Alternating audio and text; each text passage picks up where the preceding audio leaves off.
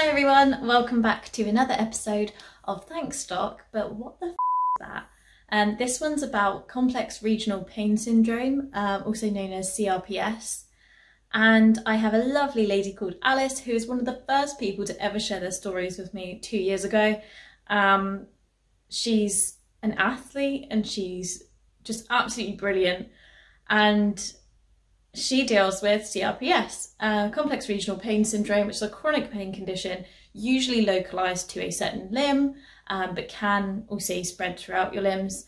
And it is a very sensitive pain condition where it's sensitive to touch, and quite a complex one to have to come to terms with and also accept and make amendments in your life to work around, especially if you're an athlete like Alice is. So without further ado, I'm going to hand you over to Alice. Hi, my name is Alice Fowle. I am 22.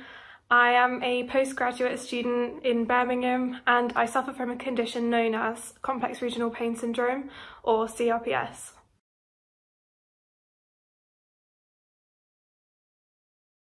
I have had my CRPS diagnosis since I was in year 9, so I was 14, but I have been in pain since I was 9 years old. So it took them 5 years to actually know what's going on, and I know that that's unfortunately quite common because pain is quite a difficult thing to understand, and it usually starts off with like a injury and then your body heals but the pain signals never do. So I guess it takes doctors quite a long time to also understand that. So I was diagnosed with plantar fasciitis, Sever's disease, rheumatoid arthritis, and just a bruised foot for a while, before they managed to get the CRPS diagnosis, and that one is the only one that's ever really made sense.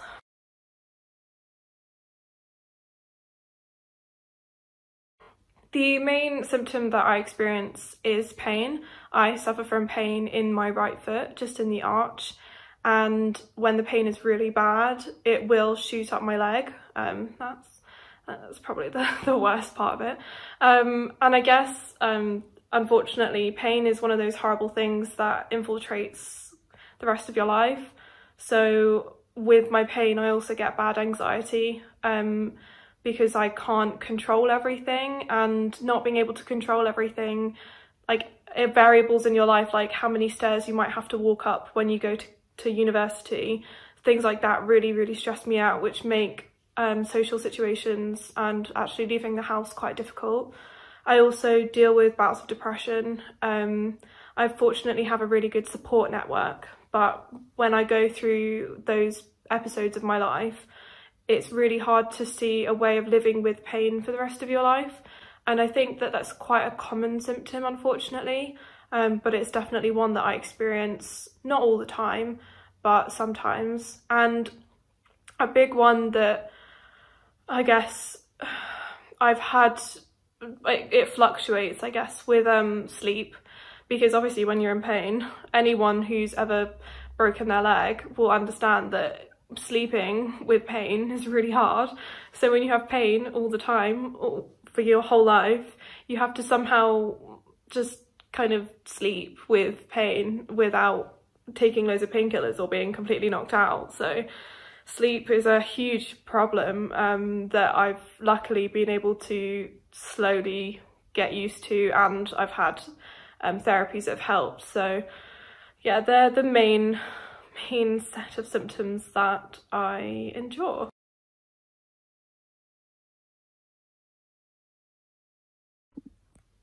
How would I describe it to my peers? Good question. I would describe it as a fluctuating, debilitating burden that creates resilience within me, I guess. So the fluctuating part, I guess, is because every day you don't know how you're going to be when you get out of bed in the morning. You don't know if you're suddenly going to be like, well, today is just not one of those days, or right, I can ride 50 miles today. You don't know. So the fluctuating part of it is a major component of it. I guess debilitating because on those days where you can't get out of bed, you can't think, you can't read, you can't concentrate, I can barely talk. So you become a very, I guess, a shell of who you actually want to be that day. So that's debilitating. But I would also say it makes me a lot more resilient, because without it I wouldn't be who I am, and I probably live an easier life without it. But resilience is a huge part of me as a person right now, and I would not be doing a master's or applying for PhDs or swimming in the open water if it wasn't for my pain, because you appreciate what you can do a lot more when you have pain, unfortunately.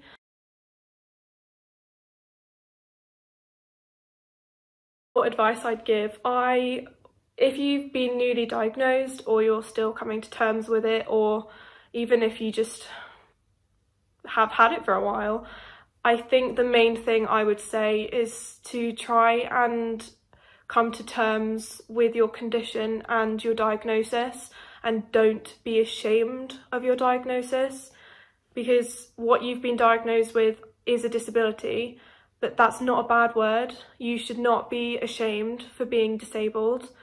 Disabled is, it's been turned on its head, I think, in the media, and I would never see it as an insult anymore, because yeah, it's a part of who I am, but that's not a negative thing to say about me. It's actually made me stronger, it's made me more resilient, and yeah, it's a burden on my daily life because pain is horrible, but it should never be, you should never be ashamed of being in pain. You didn't ask for it. So I would say try and come to terms with that, and then you can start to accept what you live through every day, because once you've accepted that you are disabled, you can start to accept the byproducts that come with that.